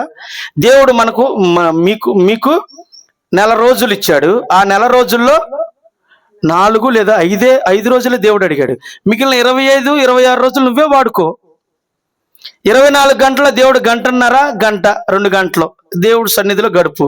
మిగిలిన రోజంతా అన్ని గంటలు నీయేగా, వాడుకో అని పెడతాడు అని చెప్పాడు అన్నమాట. దీన్ని బట్టి మీకు ఏమర్థమైందంటే దేవుడిచ్చిన సమయంలో కనీసం 1 గంట కూడా దేవునితో సహవాసం చెయ్యలేని ఒక దౌర్భాగ్యమైన స్థితిలో మనం ఉన్నాం. తప్పు మంద కాదు, ఎవరిది? మన శరీరానిది. మన శరీరాన్ని మనం ఆ విధంగా అలవాటు చేసాం. ఇప్పుడు దానియేలు శరీరం ఏం కోరుకుంటుంది? సుఖాన్ని కాదు, సహవాసాన్ని, ప్రార్థన కోరుకుంటుంది. అక్కడ ఉన్నటువంటి అధికారులు, రాజు, శాసనం, ఇవన్నీ చట్టం, ఇవన్నీ ఏం చేసినాయి? నువ్వు చేయొద్దు, 3 నెలలు ఆగు అన్నామన్నా. ఉండలేను నేను, ఎందుకంటే నా శరీరం రోజుకి 3 మారు నేను ప్రార్థించాలి. నా శరీరం అలవాటు పడిపోయింది. నా శరీరం కనుక ఆ విధంగా ప్రార్థించకపోతే నేను బలహీనుడిని అయిపోతాను, నేను శక్తిని కోల్పోతాను, దేవుని యొక్క ఆత్మ నడిపింపును, దేవుని యొక్క దర్శన భాగ్యాన్ని నేను కోల్పోతాను. కాబట్టి మీరు నన్ను చంపినా, సింహాల బోనులో వేసినా నేను మాత్రం ప్రార్థించకుండా ఉండలేను. మనం ప్రార్థన తప్ప అన్ని చేస్తాం, సరే. కాబట్టి వాటిని దాటాలి. ఈ శరీరంలో ఉన్న ఇప్పుడు దేవుని సన్నిధిలో ఏం ప్రార్థించాలంటే, ప్రార్థన చేయడానికి మనసు లేదు. ప్రార్థన చేయడానికి మనసు ఉంది ఎవరికన్నా? ఉండదు. ఒకవేళ ప్రార్థన తప్పక ఈ విక్టర్ బాల్ ఎవడో ఒకడు ప్రార్థన చేయమన్నాడు అనుకో, తండ్రి నాయన స్తోత్రం, నాయన స్తోత్రం, నాయన అయ్యా నాయన స్తోత్రం, ఇచ్చినందుకు స్తోత్రాలు, మా జ్యోతిరావు నాయన చేసినావు ఇచ్చిన తండ్రి. ఈ చేసే ప్రార్థన నువ్వు హృదయపూర్వకంగా దేవుడు వింటున్నాడు, దేవుడు ఉన్నాడు అనే ఒక స్పృహ కలిగి, మెలుగు కలిగి ప్రార్థిస్తామా? లేదు. మరి అది దేవుని సన్నిధికి వెళ్తుందా? వెళ్ళదు. కాబట్టి వీటన్నిటిని మార్చాలి. ప్రభువా, నేను ఏ విధంగా ప్రార్థించాలో, నేను మీకు గుర్తుందో లేదా, నేను ప్రార్థన చేసేటప్పుడు ఏ విధంగా నిన్ను స్తుతించాలో, నీకు ఏ విధంగా స్తుతి సింహాసనాన్ని ఏర్పాటు చేయాలో మాకు తెలియచేయి, బయలుపరచు అంటూ ఉంటాయి. విన్నారా?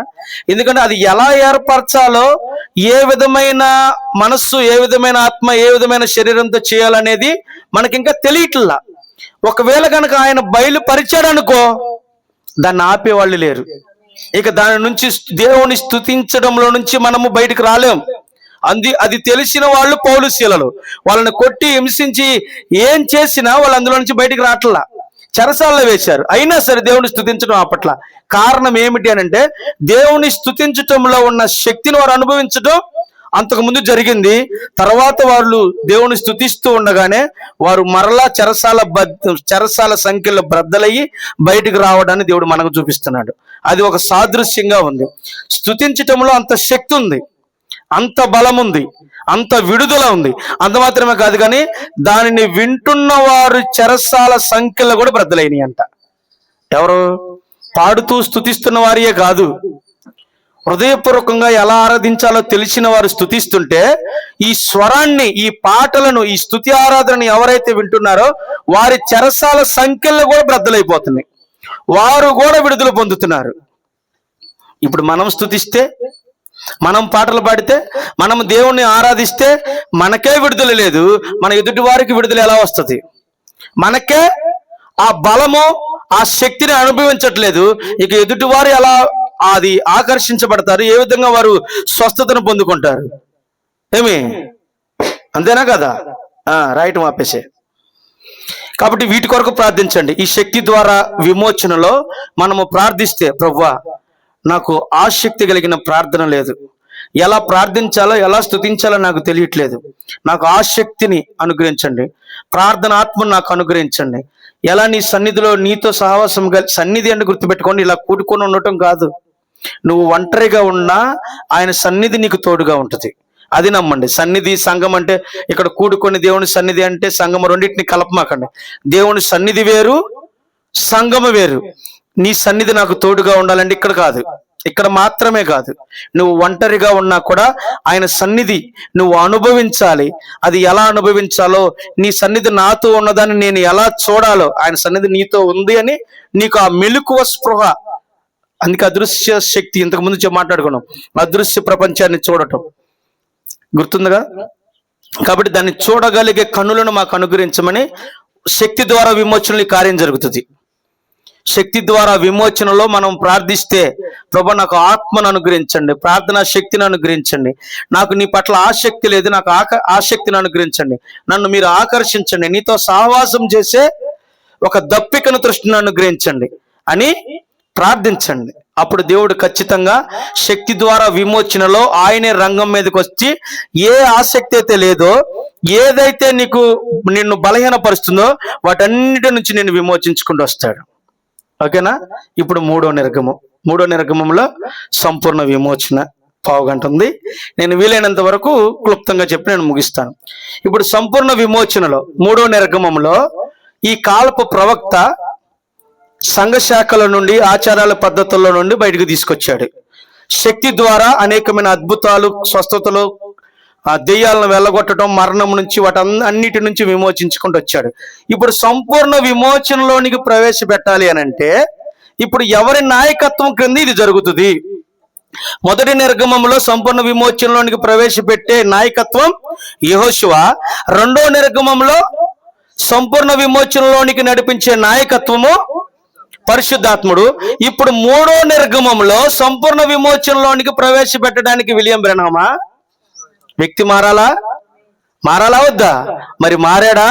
ఈ సంపూర్ణ విమోచనలోనికి నడిపించే నాయకత్వము ప్రకటన 10వ అధ్యాయము 1వ వచనంలో బలిష్ఠుడైన దూత దిగొస్తున్నాడు. చూడండి ఒకసారి, ప్రకటన గ్రంథం 10వ అధ్యాయము 1వ వచనం. బలిష్ఠుడైన వేరొక దూత పరలోకం నుండి దిగి వచ్చుట చూచితిని. ఆయన మేఘము ధరించుకొని ఉండెను. ఆయన శిరస్సు మీద వర్షధనుస్సుండెను. ఆయన ముఖము సూర్యబింబము వలెను, ఆయన పాదములు అగ్ని స్తంభముల వలెను ఉండెను. ఆయన చేతిలో విప్పబడి ఉన్న ఒక చిన్న పుస్తకం ఉండెను. వినండి, ఆయన చేతిలో విప్పబడి ఉన్న ఒక చిన్న పుస్తకము ఉండెను. ఆయన తన కుడి పాదము సముద్రము మీదను ఎడమ పాదము భూమి మీదను మోపి సింహము గర్జించినట్లు గొప్ప శబ్దంతో ఆర్భటించెను. ఆయన ఆర్భటించినప్పుడు 7 ఉరుములు వాటి శబ్దములు పలికెను. వినండి జాగ్రత్తగా, సింహము గర్జించినట్టు. చూడండి, వినండి జాగ్రత్తగా, బలిష్ఠుడైన వేరొక దూత పరలోకము నుండి దిగొచ్చాడు. వేరొక దూత అని ఎందుకు ప్రస్తావించబడింది? బలిష్ఠుడైన దూత అని రాయించవచ్చు కదా. బలిష్ఠుడైన వేరొక దూత అని ఎందుకు రాయించాడంటే ఆల్రెడీ భూమి మీద ఒక దూత ఉన్నాడు. అర్థమవుతుందా? వేరొక దూత, వేరొక వర్తమానికుడు అని రాయించడానికి గల బైబిల్లో రాయించడానికి కారణం ఏంటంటే అప్పటికే ఆల్రెడీ భూమి మీద ఒక వర్తమానికుడు దూత ఉన్నాడు. అందుకని ఈ దూత కాదు, భూమిలో నుండి అంటే మనుషుని ద్వారా వచ్చిన దూత కాదు, ఈయన పరలోకము నుండి దిగొచ్చిన వేరొక దూత. ఈయన బలిష్ఠుడైన దూత. భూమి మీద ఉన్న దూత వర్తమానికుడైతే ఆ సంఘ బయటకు పిలిచే శక్తి ద్వారా, రక్తం ద్వారా విమోచన కార్యం జరిగిస్తే, బలిష్ఠుడైన వేరొక దూత లోనకు తీసుకెళ్ళడానికి రంగం మీదకి వస్తున్నాడు. మీరు చూడండి, జాగ్రత్త గుర్తుపెట్టుకోండి. మోషే, యెహోషువ వీరిద్దరు కలిసిన తర్వాత మోషే వెళ్ళిపోవాలా, యెహోషువ రంగం మీద ఉండాలా. రెండవ నాయకత్వంలో, రెండవ నిర్గమంలో యేసుక్రీస్తు, పరిశుద్ధాత్ముడు, వీరిద్దరు బాప్తిజం తీసుకునేటప్పుడు పరిశుద్ధాత్ముడు వచ్చాడా? పరిశుద్ధాత్ముడు, యేసుక్రీస్తు ఇద్దరు భూమి మీద ఉండాలా, కలవాలా. ఈ శక్తి ద్వారా, రక్తము ద్వారా విమోచన అయిన తర్వాత ఈయన వెళ్ళిపోవాలా, పరిశుద్ధాత్ముడు రంగం మీద ఉండాలా. మూడో నిర్గమంలో కూడా వేరొక దూత పరలోకం నుండి బలిష్ఠుడైన దూత దిగి రావాలి, ఏడవ దూత భూమి మీద ఉండాలా. వీరిద్దరు కలవాలి, ఈయన వెళ్ళిపోవాలా, ఆయన రంగం మీద ఉండాలి. Praise the Lord. అర్థమవుతుంది? ఇదంతా దేవుని యొక్క ఒక దయా సంకల్పం చొప్పున మన కొరకు సిద్ధపరిచిన ప్రణాళిక. ఇది విమోచన ఎవరికి, అందరి కొరకు సిద్ధపరిచింది కాదు. ఈ విమోచన ఇది చూసేవారికి, వినేవారికి అదొక వింతగా, ఒక ఆశ్చర్యకరముగా ఉంటుంది. కానీ ఇది మాత్రం మనకైతే దేవుని శక్తి ఉంది. ఇప్పుడు ఈ నిర్గమంలో, ఈ మూడో నిర్గమంలో సంపూర్ణ విమోచనలోనికి, వినండి జాగ్రత్తగా, సంపూర్ణ విమోచనలోనికి ప్రవేశించాం మనం. ఎప్పుడు సంపూర్ణ విమోచనలోనికి ఎప్పుడు ప్రవేశపెట్టాడు? ఎప్పుడు మనం సంపూర్ణ విమోచనలోనికి ప్రవేశపెట్టబడ్డామనంటే, బలిష్ఠుడైన దూత నాయకత్వం ప్రారంభమైంది అనంటే సంపూర్ణ విమోచన యొక్క కార్యము ప్రారంభమైంది అని అర్థం. యెహోషువ నాయకత్వం వచ్చింది అని అంటేనే మనకు అర్థం అవ్వాలి అది సంపూర్ణ విమోచన లోనికి ప్రవేశించే. ఇక్కడ ఒక మాట చెప్పినాను ముందుకు వస్తాను. యెహోషువ నాయకత్వంలో వచ్చాడు. ఇప్పుడు యెహోషువ నాయకత్వం వచ్చినప్పుడు వారు ఎక్కడ ప్రవేశించారు అని అంటే, ఆల్రెడీ వాగ్దానం చేయబడిన స్థలములో నుంచున్నారు. ఎంతమందికి తెలిసేది? యోర్దాను యువతల 2.5 గోత్రాల వారికి స్వాస్థ్యాన్ని ఇచ్చాడు. ఎప్పుడు? ఎవరి నాయకత్వంలో? యెహోషువ ఉన్నప్పుడే. యువతలే. మోషే కూడా ఉన్నాడు అక్కడ. వినండి జాగ్రత్తగా, మోషే ఉన్నాడు, యెహోషువ ఉన్నాడు. ఎక్కడంటే యోర్దానుకు అవతల ఉన్నప్పుడే ఆల్రెడీ వాళ్ళు వాగ్దానం యొక్క స్వాస్థ్యంలో నిలబడి ఉన్నారు. అయితే పూర్తి స్వాస్థ్యంలో ఇంకా ప్రవేశించలేదు, కానీ వాళ్ళు ఆల్రెడీ వాగ్దానం చేయబడిన స్వాస్థ్యంలోనే నిలబడి ఉన్నారు. ఎవరిద్దరు ఉన్నప్పుడు ఉన్నారా? ఓకేనా? మూడో నిర్గమంలో బలిష్ఠుడైన దూత, వేరొక దూత భూమి మీదకి వచ్చారు. ఇప్పుడు మనం ఎక్కడ నిలబడి ఉన్నాం? వాగ్దానం చేయబడిన స్వాస్థ్యాన్ని ఎంతమంది కలిగి ఉన్నారు? ఆ స్వాస్థ్యం ఏంటి? ప్రవక్త అంటాడు 7 ముద్రలు అంటాడు. నీ గొర్రెపిల్ల జీవ గ్రంథంలో నీ పేరు రాయబడ్డదని కనుక నీకు తెలిసిందా, నువ్వు స్వాస్థ్యాన్ని పొందుకున్నట్టే. నువ్వు నిత్యత్వం స్థలములో నిలబడ్డావంట. నువ్వు ఏ కాలంలో లేవు, కానీ నువ్వు నిత్యత్వంలో నిలబడి ఉన్నావు. ఇప్పుడు మనందరం అంటాడు ప్రవక్త నిత్యత్వంలో ఉన్నావంట. వామ్మో, నిత్యత్వంలో ఉన్నావా?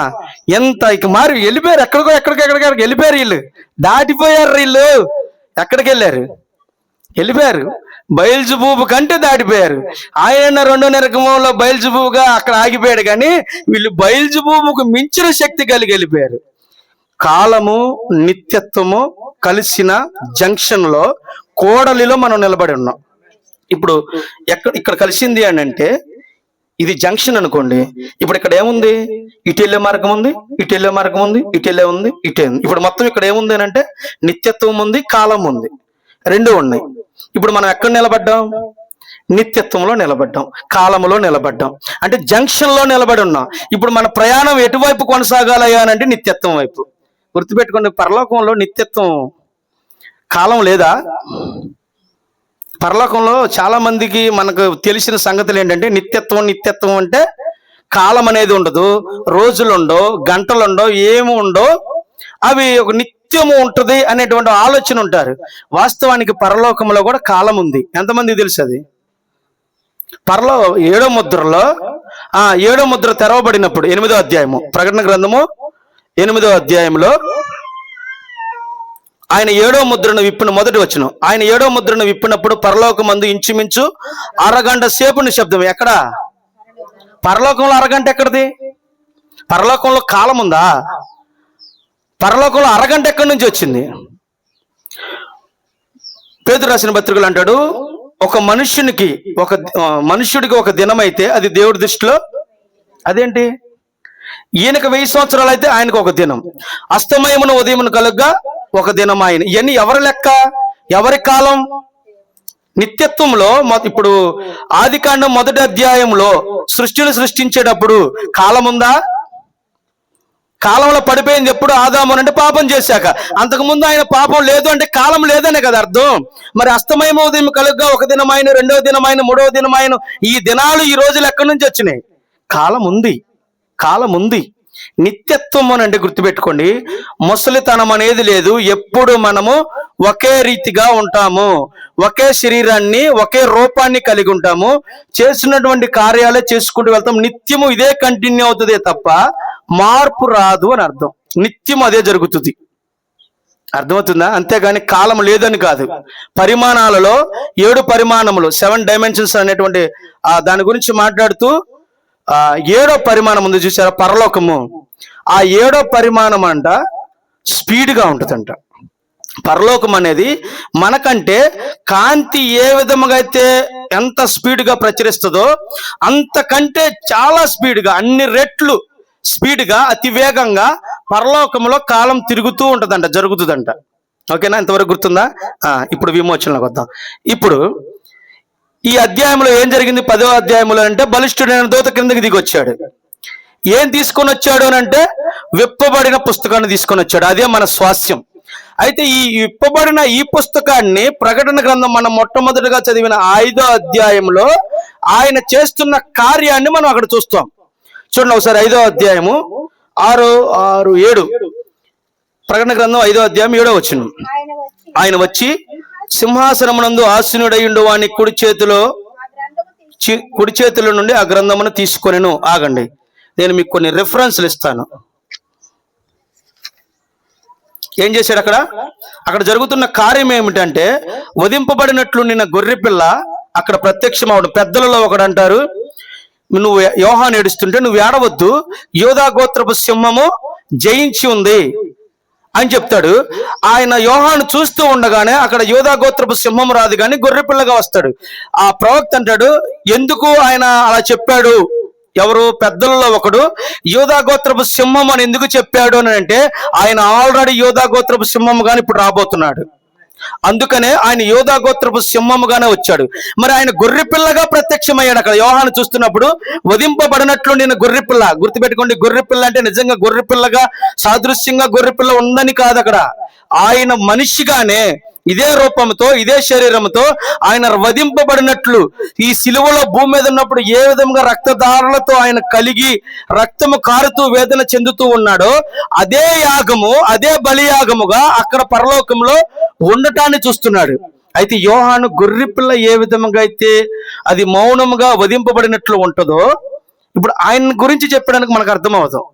కానీ గొర్రెపిల్ల వధింపబడినట్లు ఎట్లా ఉంటుందో మనకు తెలుసు కాబట్టి ఆ పోలికతో చెప్తున్నారు మీకు అర్థం అవడానికి. వాడు తాడి చెట్టులాగా ఉన్నాడు రా, తాడి చెట్టు అంత ఎత్తున్నాడు రా అంటారు. వాడు ఎంత ఎత్తున్నాడో మనం ఎప్పుడు చూడాల. కానీ తాడి చెట్టును మనం పోల్చి చెప్పినప్పుడు తాడి చెట్లు మనం చూసాం కాబట్టి ఊహించుకుంటాం, ఓకే వాడు ఎత్తుంటాడు. అలాగని తాడి చెట్టు అంత ఎత్తుంటాడనే పోలిక, అంతేనా? అలాగే గొర్రె పిల్లతో ఎందుకు పోలుస్తున్నాడంటే అక్కడ వధింపబడినట్లుండిన ఆ వ్యక్తి, ఆయన గొర్రె పిల్లను యేసుక్రీస్తును యోహాను గొర్రెపిల్లగా చూడట్లా, యేసుక్రీస్తునే చూస్తున్నాడు. అర్థమవుతుందని చెప్పేది. అక్కడ వధింపబడినట్లుండిన గొర్రెపిల్లను కాదు చూసేది, వధింపబడినట్లుండిన యేసుక్రీస్తునే చూస్తున్నాడు. మరి ఎందుకని గొర్రెపిల్లని రాశాడు అని అంటే ఇప్పుడు చెప్పింది. ఎందుకంటే ఆయన ఎలా వధింపబడి ఉన్నాడో మనకు తెలియదు కాబట్టి గొర్రెపిల్లను మనం చాలా సార్లు చూసాం వధించినప్పుడు, అందుకని దాన్ని పోల్చి చెప్తున్నాడు. 1-2 సార్లు చెప్తున్నా, గుర్తుపెట్టుకోండి. ఓకేనా? చూడండి, ప్రవక్త అంటాడు ఆ సింహాసనం మీద నుంచి వచ్చాడు అని అంటే, ఆ గ్రంథాన్ని తీసుకున్నాడు అని అంటే అక్కడ ఇంకా కృపా సింహాసనం లేదు, అది తీర్పు సింహాసనంగా మార్చబడింది. అది ఛాయ కాదు, అది సాదృశ్యం కాదు, అది నిజంగా జరిగే కార్యం. ఆల్రెడీ అది జరిగిపోయింది. ఎప్పుడు? సింహాసనం మీద నుంచి వచ్చి ఆ గ్రంథాన్ని తీసుకున్నప్పుడు. అది ఎప్పుడు తీసుకున్నాడు అంటే ప్రకటన గ్రంథం 5వ అధ్యాయంలో తీసుకున్నాడు. అంతేనా? ఇప్పుడు ఈ ప్రకటన గ్రంథం 5వ అధ్యాయం ఎప్పుడు నెరవేర్చబడింది అనేటువంటి కాలం మనకు చెప్పలేదు, కానీ ఆ గ్రంథాన్ని తీసుకొని విప్పబడిన ఆ గ్రంథాన్ని తీసుకొని వచ్చింది మాత్రం 1963లో.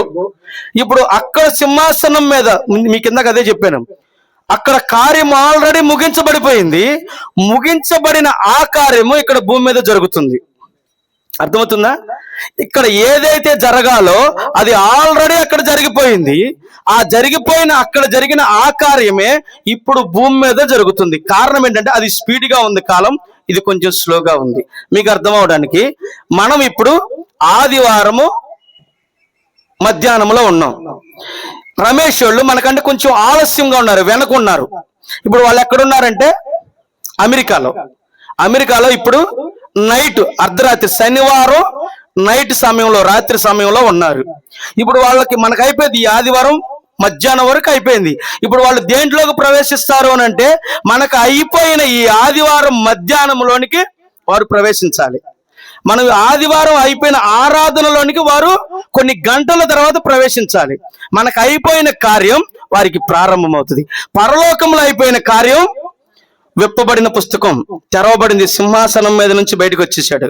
ప్రవక్త అంటాడు, ఎప్పుడైతే చూడండి, మీకు కొన్ని రెఫరెన్స్లు ఇస్తాను, రాసుకోండి అవసరమైతే.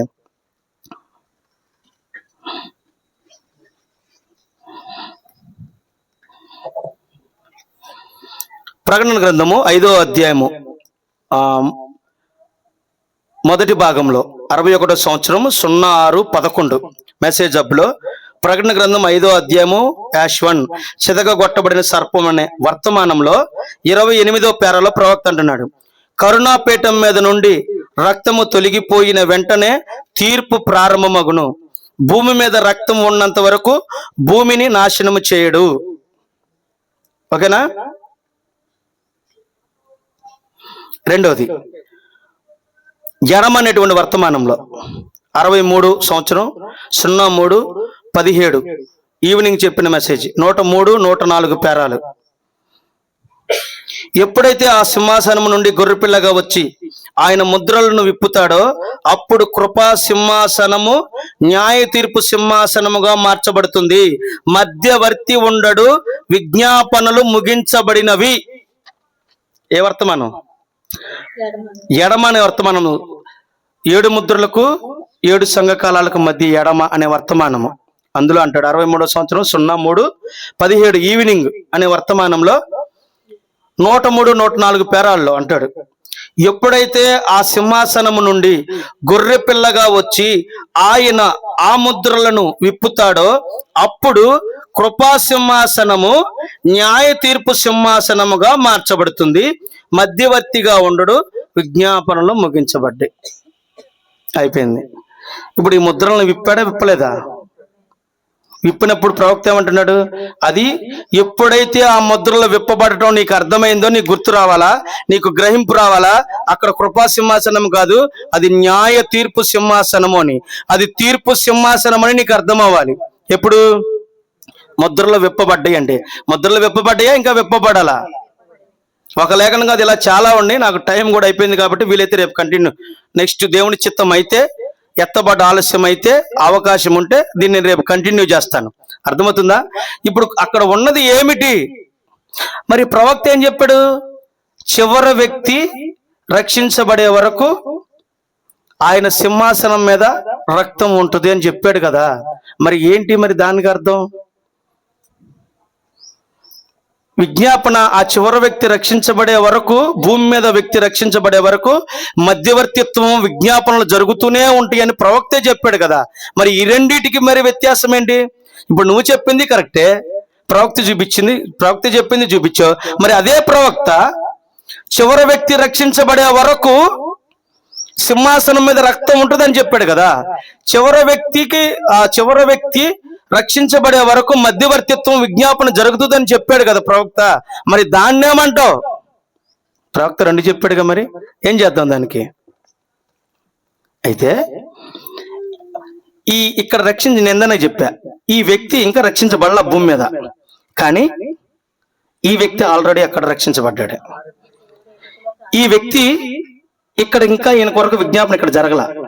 ఈ వ్యక్తి కొరకు ఆల్రెడీ అక్కడ విజ్ఞాపన చేసేసాడు. అక్కడ జరిగిపోయిన కార్యమే ఇక్కడ మరలా కొనసాగుతుంది, జరుగుతుంది. అది ముందు జరిగింది. కాలము అక్కడ చాలా వేగవంతంగా ఉంది. ప్రవక్త అంటాడు, ఒక లైట్ వేసినప్పుడు ఎంత వేగంగా రూమ్ని ఆవరిస్తుందో అంతకంటే కొన్ని వందల రెట్లు స్పీడ్గా ఆ కాలం జరుగుతుందంట పరలోకంలో. మరి అలాంటప్పుడు ఇక్కడ వ్యక్తి రక్షించబడకపోతే అక్కడ ఆగుతుందా? ఇక్కడ ఇంకా జరగల. ఇక్కడ రక్షించబడే ఈ వ్యక్తి ఆల్రెడీ అక్కడ విమోచించబడ్డాడు. ఈ వ్యక్తి కొరకు ఆయన ఆల్రెడీ అక్కడ విమోచన, విజ్ఞాపన, ప్రార్థనల మధ్యవర్తిత్వం చేసేసాడు. ఈ వ్యక్తి కొరకు ఆల్రెడీ ఆయన రక్తం చిందించాడు. ఇప్పుడు ఈ వ్యక్తి రక్షించబడకపోయినా ఈ వ్యక్తి మీద, భూమి మీద యేసుక్రీస్తు రక్తం ఆయన మీద ఉంటుంది, కానీ ఇంకా రక్షించబడలా. అర్థమవుతుంది నేను చెప్పేది? ఈ వ్యక్తి ఇంకా రక్షించబడలా భూమి మీద, కానీ ఈ వ్యక్తి కొరకు ఆయన ఆల్రెడీ మధ్యవర్తిత్వం, విజ్ఞాపన, ప్రార్థన చేశాడు. కృప ఆయన ఆవరించిన విధానం అక్కడ చేశాడు. కాబట్టి ఇక్కడ రక్షించబడకపోయినా ఆ కృప, ఆ రక్తము ఆయన ఆవరించే ఉంటుంది. అర్థమవుతుందా? యేసుక్రీస్తు దేవుడు అక్కడ ఎంతవరకు ఆయన విజ్ఞాపన చేస్తాడంటే, ఆ గ్రంథంలో చివరి వ్యక్తి ఎవరైతే ఉన్నారో ఆ కార్తీక్ పేరు పూర్తయ్యే వరకు ఆయన విజ్ఞాపన చేయాలి. ఆయన ఒక్కొక్కరి పేరు, ఇంకా పెద్దోళ్ళు ఎవరు? శాంతమ్మ గారేనా? పెద్దోళ్ళు ఎవరు ఇక్కడ ఇంట్లో? ఫస్ట్ పేరు శాంతమ్మ గారు అనుకోండి. శాంతమ్మ గారి కొరకు దేవుడు మధ్యవర్తిత్వం, రక్తము చిందించాడు, మధ్యవర్తిత్వం విజ్ఞాపన చేశాడు. ఆ తర్వాత కుమారి గారు, ఆ తర్వాత బాబాయ్ పేరేంటి? ఇస్సాక్ గారు, ఆ తర్వాత ఎజ్రా గారా లేకపోతే లాజర్ గారా? లాజర్ గారు. అలా ఒక్కొక్కరి కొరకు ఎజ్రా గారు, తర్వాత రవి గారు, ఆ తర్వాత డానీ గారు, ఆ తర్వాత రాజేష్ గారు, ఆ తర్వాత రాజు గారు, ఆ తర్వాత విక్టర్ పాల్ గారు అనుకోండి. ఇలా అందరి కొరకు విజ్ఞాపనలు అయిపోయిన తర్వాత చివరి వ్యక్తి వచ్చేసరికి కార్తీక్. ఈ పేరు కొరకు కూడా దేవుడు విజ్ఞాపన అక్కడ పూర్తయితే ఆయన విప్పబడిన పుస్తకంతో భూమి మీదకి రావాలి. అర్థమైంది నేను చెప్పింది? ఈ వ్యక్తి కొరకు కూడా ఆ గ్రంథములో చివరి వ్యక్తి కొరకు విజ్ఞాపన ప్రార్థన ముగించుకొని 5వ అధ్యాయంలో అది అయిపోయింది. ఆ 10వ అధ్యాయంలో ఆ విప్పబడిన పుస్తకాన్ని తీసుకొని క్రిందకు వస్తున్నాడు. దేనికి వస్తున్నాడు అయ్యానంటే, ఆ స్వాస్యాన్ని ఎవరినైతే ఆయన విజ్ఞాపన చేశాడో, ఎవరి కొరకైతే ఆయన రక్తం చిందించాడో వారికి ఆ గ్రంథాన్ని ఇవ్వడానికి. అందుకని అంటాడు, తలరాయి గురించి కూడా రేపు వారం చెప్తాను దేవుని చిత్తం అయితే. తలరాయి వచ్చినప్పుడు రాజకుమారుడు కృప కలుగును గాక, కృప కలుగును గాక అని కేకలేస్తాడంట. ఎవరు? రాజకుమారుడు తలరాయి వచ్చినప్పుడు కృప కలుగును గాక. తలరాయి వచ్చినప్పుడు జరిగే కార్యం ఏంటి మనకు తెలిసింది. తలరాయి రావడం దాన్ని వదిలిపోద్ది కాదు. తలరాయి వచ్చి సంఘానికి అతుక్కోవాలా. ఆ శిరస్సు వచ్చి చక్కగా అది అతుకబడాలా, సమకూర్చబడిన ఆ వధువుకి, ఐక్యపరచబడిన ఆ వధువుకి అది ఐక్యపరచబడాలా, అతుక్కొని ఉండాలి. ఆ తర్వాత ఎత్తబాటు. చివరి కార్యాన్ని ఇప్పుడే అన్వయించుకుంటాం మనం, కానీ అది తప్పు. చూడండి, ప్రకటన 10వ అధ్యాయంలోనే రేపు వీలైతే రేపు కంటిన్యూ చేస్తాను, నెక్స్ట్ వారం దేవుని చిత్తం అయితే. ప్రకటన 10వ అధ్యాయంలోనే ఏం జరుగుతుంది అక్కడ? 3వ వచనం, సింహము గర్జించినట్లు గొప్ప శబ్దముతో ఆర్భటించెను. ఎవరు? తెస్సలోనికి రాసిన పత్రిక 4వ అధ్యాయం. మీ అందరికి తెలిసినయే. ఇప్పుడు 7 ముద్రలు విప్పబడ్డాయి అని అంటే, మీకు, నేను అందరి గురించి నేను మాట్లాడలేదు, మీకు ఇప్పుడు సింహాసనం మీద రక్తం ఉందా, తీర్పు ఉందా? కానీ మీకేముంది? మీకు కృప ఉంది. అర్థమవుతుందా? ఈ కృప ఎవరికి అంటే, గొర్రెపిల్ల జీవ గ్రంథంలో ఎవరి పేర్లైతే రాయబడ్డావో వారికి కృప ఉంటుంది, ఎవరి పేర్లైతే రాయబడలేదో వారికి తీర్పు ఉంటుంది. అదే కదా నిర్గమం, మొదటి నిర్గమంలో చూసింది. మరణ దూత వచ్చినప్పుడు కృప ఉన్న వారికి జీవం ఉంది, కృప లేని వారికి ఒకే సమయంలో జరుగుతున్న కార్యాలు అయ్యి. ఇప్పుడు బలిష్ఠుడైన దూత దిగొచ్చినప్పుడు ఆయన గొర్రెపిల్ల జీవ గ్రంథంలో ఎన్నిక చేయబడిన వారికి కృప ఉంటుంది, ఎన్నిక లేని వారికి తీర్పు ఉంటుంది. అదేనా? మొదటి నిర్గమంలోనే ఇవన్నీ కనబడతాయి. ఇంకా చాలా ఉన్నాయి చెప్పాల్సి, నేను క్లుప్తంగా వివరించుకుంటూ వెళ్తున్నాను. వీళ్ళు సంపూర్ణ విమోచనలోనికి ప్రవేశించే ముందే ఏం జరగాల? వీళ్ళకి మోషే నాయకత్వంలో ఏం జరిగింది? 12 మంది వెళ్ళారు, వచ్చారు. 10 మంది వామ్మో వాళ్ళని మనవాడు జయిస్తాం, మన వల్ల కాదన్నారు. ఇద్దరు మాత్రం లేదు, ఖచ్చితంగా దాన్ని మనం జయిస్తాం, దాన్ని స్వతంత్రించుకుంటాం. ఇప్పుడు దేవుడు ఏం చేశాడు? వాళ్ళని మీరు మరలా చుట్టూ తిరిగి రండి, మీరు చుట్టూ తిరగండి వెళ్ళి. అరణ్యంలో వారిని ఆ కొండ చుట్టూ తిప్పుతున్నాడు. ఇప్పుడు ఆ 10 మందిలో 12 మందిలో 10 మందికి ఉన్నది ఏంటి? ఆల్రెడీ తీర్పు మొదలైన వారికి. ఎప్పుడైతే వారు విశ్వసించలేదో, ఎప్పుడైతే ఆ వాగ్దానాన్ని వాళ్ళు చూడలేకపోయారో, భూ సంబంధమైన అక్షరాలను చూస్తున్నారో, ఏది రెండో రాకడ? రెండునుందా ఈ రాకడ సమయమున? ఏది రెండుందా? అక్షరానుసారం చూడొద్దు. అక్షరానుసారంగా చూస్తే అక్షరము చంపుతుంది, ఆత్మ జీవింపజేస్తుంది. నీ కన్నులతో చూస్తే అవి కనబడవు. అది దేవుడు నేత్రాలు తెరిస్తే తప్ప అవి మనకి కనబడవు, అర్థం అవ్వదు. అక్షరానుసారంగా 2 అసలు మొదటి అని ఉందా? లేదు. నేను బైబిల్లో ఉంటేనే నమ్ముతా. ప్రవక్త పేరుందా? గడసర్పం అంటే ఏంటి?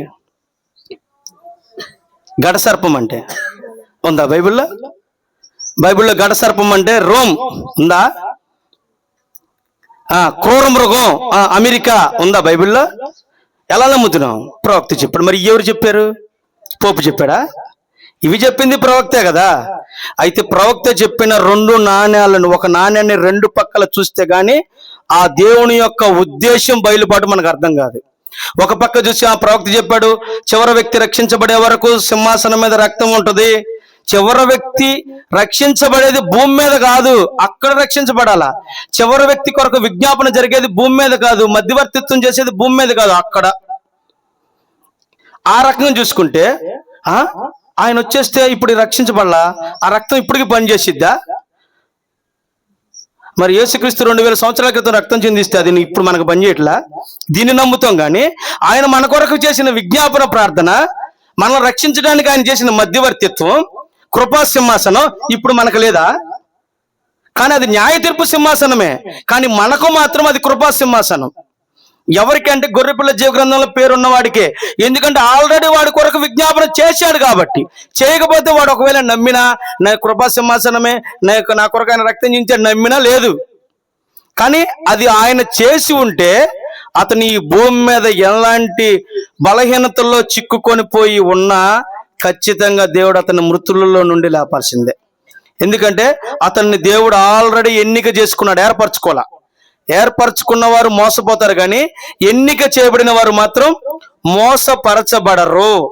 ఎన్నిక చేయబడిందే వధువు, ఆ వధువు అందుకని ప్రవక్తన్నాడు, వధువు మోసపరచబడదు, మోసపరచబడేది వధువే కాదు. ఇది అందరికీ మనకు పిండి కొట్టిన మాట కాబట్టి చెప్తున్నా. కాబట్టి ఎన్నిక చేయబడింది వధువు, వధువు మోసపరచబడదు. ఎందుకు మోసపరచబడదు? అయిపోయింది వాక్యం. ఎందుకు మోసపరచబడదు? ఆయన భార్య కాబట్టి కాదు. అవ్వ మోసపరచబడింది, ఆదాం భార్యగా. ఎందుకంటే 7 ముద్రల యొక్క స్వాస్యాన్ని నువ్వు కలిగి ఉన్నావు. ఆ 7 ముద్రల స్వాస్యంలో ఏముంది అని అంటే, సాతాను ఏ విధముగా కుయుక్తి కలిగి అవ్వను మోసం చేయడానికి వస్తాడో ఉంది అందులో. కానీ మొదటి ఆదాము యొక్క భార్యకి సాతాను కుయుక్తి తెలియదు. వాడు ఏ విధంగా వచ్చి ఆమెను మోసపరుస్తాడో తెలియదు కాబట్టి అవ్వ మోసపరచబడింది. కానీ ఈ కడపడి ఆదాము యొక్క భార్య మోసపరచబడదు. ఎందుకంటే 7 ముద్రల యొక్క గ్రంథంలోనే ఆ స్వాస్యంలో ఏముంది అని అంటే సాతాను యొక్క మోసం ఉంది, సాతాను యొక్క కుయుక్తి ఉంది. ఇప్పుడు వాడు ఏ విధముగా ఏ రూపాన్ని ధరించుకొని వచ్చినా, ఏ గుర్రం మీద వచ్చినా, ఏ పోలికలో వచ్చినా, ఏ వేషధారణలో, ఏ బోధకుని రూపంలో, ఏ పరిసేడి రూపంలో, ఏ రూపంలో వచ్చినా ఈ వధువు గుర్తుపడుతుంది. ఇది దేవుని వాక్యం కాదే, ఇది దేవుని మాట కాదే, ఇది సాతాను కుయుక్తి. నన్ను మోసం చేయటానికి, నన్ను బలహీనపరచడానికి వచ్చిన సాతాను. వెంటనే ఆ వధువుకు అర్థమవుతుంది ఇది దేవుని యొక్క ఆత్మ కాదు. అది ఎవరైనా సరే అది వాక్యంని మాత్రమే కలిగి ఉండేది వధువు, దానిని మాత్రమే పట్టుకుంటది వధువు. అర్థమవుతుంది? ఇంకా వీలైతే దేవుని చిత్తం అయితే 2వ రాకడ దీని గురించి దేవుని చిత్తం అయితే మరొకసారి తెలుసుకుందాం, ప్రార్థన చేసుకుందాం. 3 నిర్గమములు, ఆ 3 నిర్గమంలో 3 విమోచన కార్యాలు అర్థమైనయా? ఇంకా దీంట్లోనే పాత నిబంధనలో ఛాయారూపకంగా రూతు ఉంది, యోసేపు, వీరందరూ మనకి కనిపిస్తారు. నోవాహు, వీళ్ళందరూ చాలా మంది ఉన్నారు. ఉపమాన రీతిలో, సాదృశ్యంగా, ఛాయిగా. దేవుని చిత్తమైతే ఈ రూతు గురించి, రూతు యొక్క విమోచన, తర్వాత నోవాహు యొక్క విమోచన, ఏ విధముగా విమోచించబడ్డాడు, దేవుడు ఏ విధముగా విమోచిస్తున్నాడు, ఆయనకి ఏం బయలుపరిచాడు, ఏం జరిగింది, ఈ కాలంలో ఇప్పుడు మనం ఏం జరుగుతుంది, ఎక్కడున్నాం అనేది దేవుని చిత్తమైతే వచ్చేవారం చూద్దాం. ప్రార్థన చేసుకుందాం.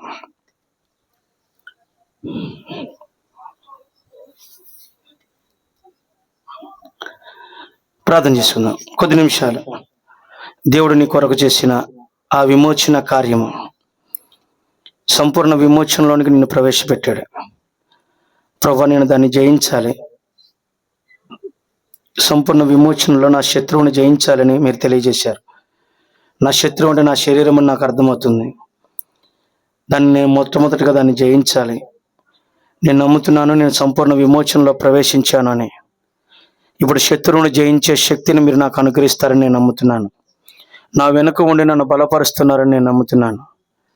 నిజంగా ఇప్పుడు నేను ఎక్కడున్నానో, నా పేరు ఎక్కడుందో, నేను ఏ కాలంలో ఏ గడిలో జీవిస్తున్నానో స్పష్టంగా తెలియజేశారు. అందుని బట్టి మీకు స్తోత్రాలు.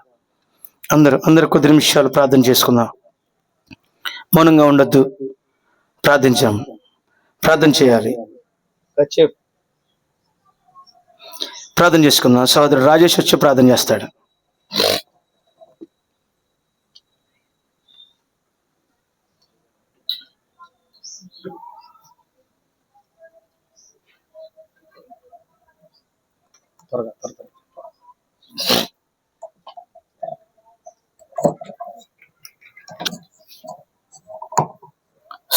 స్తోత్రం తండ్రి. వాక్యమైన దేవా, నీకే వందనాలు, స్తోత్రాలు ప్రభా.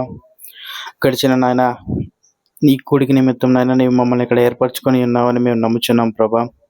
మేమేదో ఎవరికి వ్యతిరేకం కాదు, కానీ నీ వాక్యానుసారంగా మేము ఉండాలని మేము ఈ సమయంలో ఇక్కడ కూడుకొని ఉన్నాం ప్రభా. అందును బట్టి నీకే వందనాలు, స్తోత్రాలు.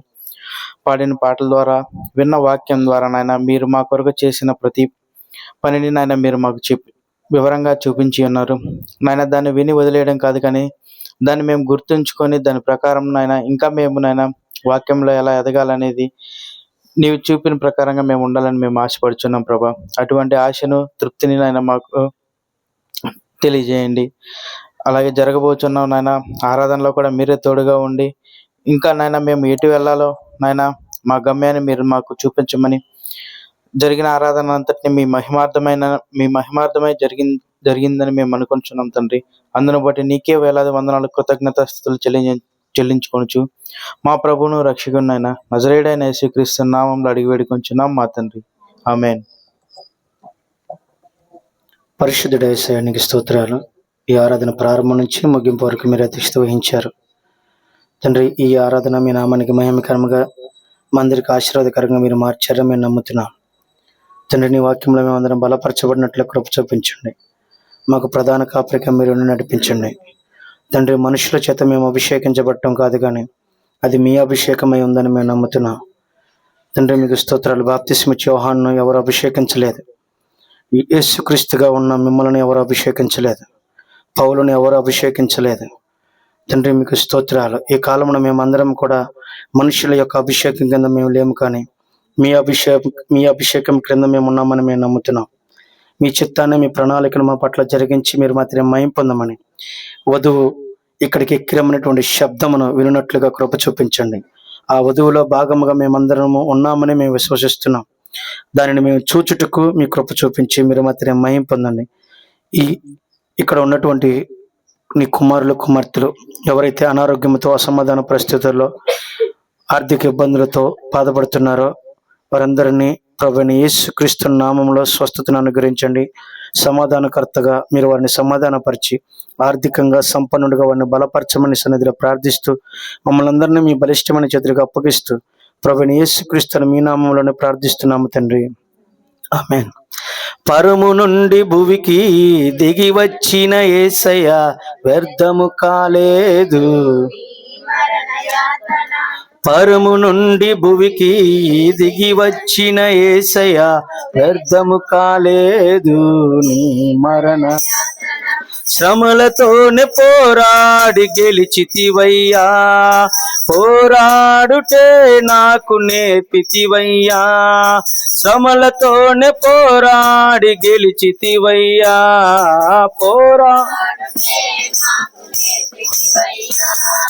నీకే ఆరాధన, నీకే నా హృదయార్పణ, నీకే ఆరాధన, నీకే మా హృదయార్పణ,